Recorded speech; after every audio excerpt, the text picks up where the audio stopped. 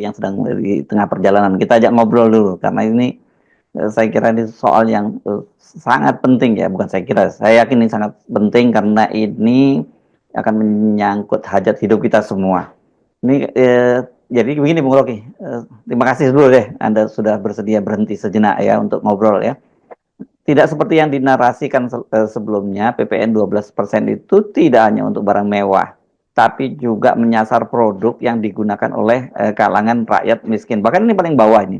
Kita membaca laporan adanya kritik dari Bank Dunia, sementara netizen juga sekarang ini menggalang penolakan melalui sebuah petisi. Dan sudah banyak sekali yang menandatangani petisinya.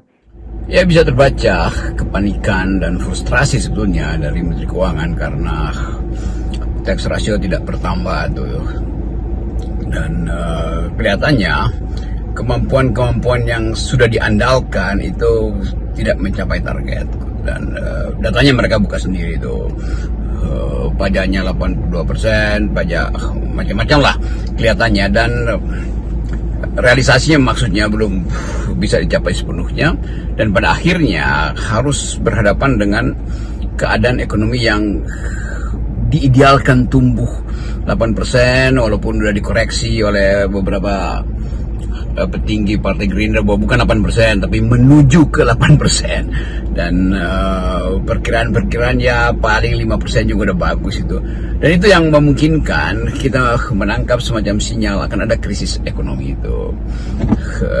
Nilai rupiah yang memburuk dan kepercayaan internasional juga menganggap bahwa ya pejabat-pejabat penentu stabilitas moneter justru lagi diperiksa oleh KPK, kan semua itu jadi sinyal buruk terhadap kondisi perekonomian kita tuh. Jadi terlihat betul bahwa setelah ditegur Bank Dunia atau teguran Bank Dunia itu justru menunjukkan bahwa ada yang tidak beres di dalam perencanaan makro kebijakan ekonomi kita kan.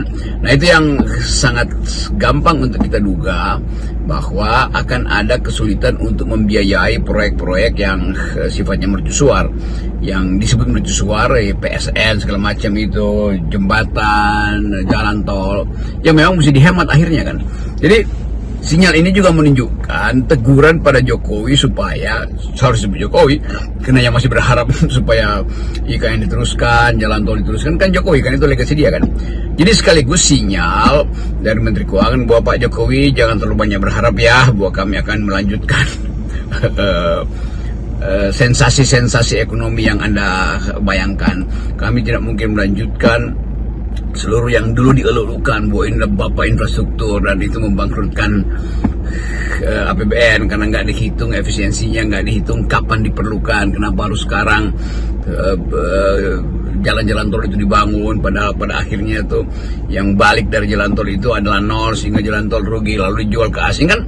Itu semua yang udah ada dalam percakapan publik sebelum pemilihan Presiden Prabowo. Jadi Presiden Prabowo sekarang kembali pada realitas bahwa APBN kita tidak cukup untuk membiayai program-program ambisius, termasuk program-program ASN. Jadi pasti akan ada revisi habis-habisan tuh.